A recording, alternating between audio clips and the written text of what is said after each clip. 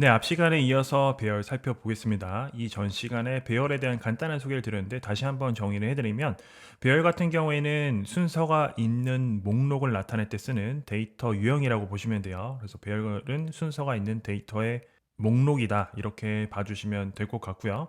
실제로 그 웹 애플리케이션에서 어떤 목록들을 표현할 때 뭐 예를 들어서 뭐 유튜브라던가 뭐 네이버 쇼핑의 어떤 상품들이라던가 이런 영상 목록이나 상품 목록을 표현할 때는 목록을 표현할 때 다 배열로 표현한다라고 보시면 돼요. 그만큼 많이 쓰이는 변수 타입이라고 보시면 됩니다.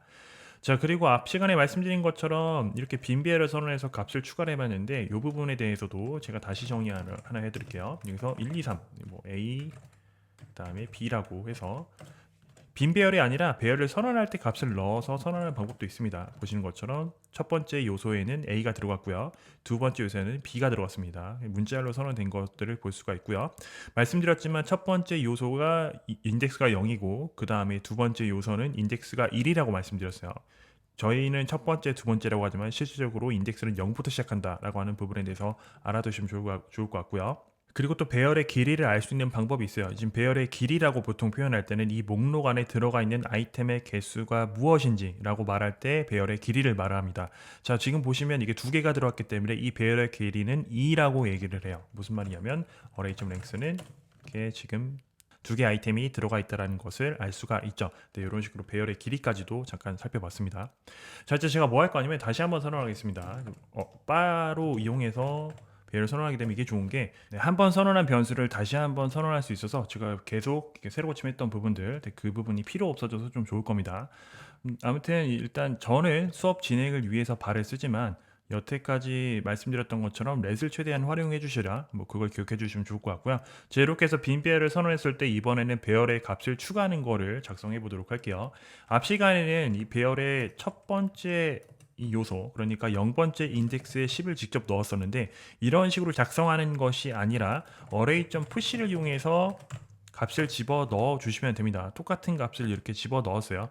자, 그래서 array를 다시 보시게 되면 첫 번째 요소로 10이라는 그 숫자가 들어가 있는 것을 볼 수가 있고요. 이런 식으로 푸시를 이용해서 얼마든지 값을 이번에는 문자를 집어넣어 볼게요. 계속 넣을 수가 있게 됩니다. 첫 번째 값은 10이라는 숫자고요. 두 번째 값은 a라는 문자열입니다. 자, 이렇게 배열에 push라는 걸 이용해서 값을 집어넣을 수 있다 정도로 아시면 되고요. 이걸 조금 더 설명해 드리면 일단 배열이라고 하는 데이터 유형을 저희가 자바스크립트 사용하게 됐을 때 기본적으로 사용할 수 있는 기능들이 있습니다. 그걸 바로 내장 API라고 해요. 여기서 말하는 API는 개발자들이 사용할 수 있는 기능이라고 봐주시면 좋을 것 같고요. 이걸 좀 더 전문적인 자바스크립트 용어로 해석을 하자면, 그러니까 표현을 해보자면 어레이의 배열의 프로토타입 메서드라고 하는 게 있습니다. 아무튼 뭐 프로토타입까지 가기 전에 저희는 기본적으로 배열을 다룰 때 푸시라는 걸 이용해서 값을 추가할 수 있고 또 원한다면 요걸 또 삭제할 수 있는 그런 코드도 내장 API도 사용해 볼 수 있어요. 자, 그것도 같이 한번 해볼게요.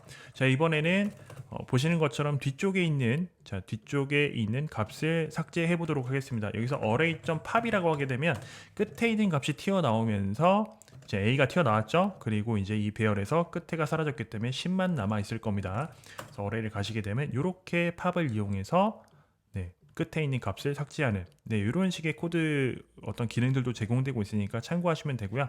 이거 말고도 정말 많은 기능들이 제공돼요. array.뭐 splice라던가 그다음에 array.뭐 슬라이스라던가 정말 많은 기능들이 제공되고 있기 때문에 기본적으로 배열의 데이터를 추가하고 삭제할 때는 이렇게 push라던가 팝은 약간 시연용으로 보여드렸는데 앞에 보시는 스플라이스를 이용해서 코드를 바꿔주시면 됩니다.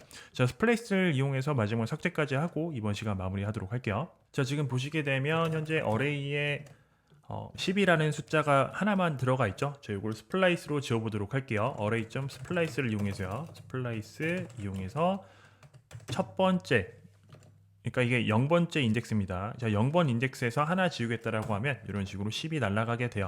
어레이를 다시 봤을 때 빈 배열이 있는 것을 볼 수가 있습니다. 왜냐하면 스플라이스로 0번째 인덱스 그러니까 첫 번째 요소에서 하나만 삭제하겠다라고 이렇게 돼요.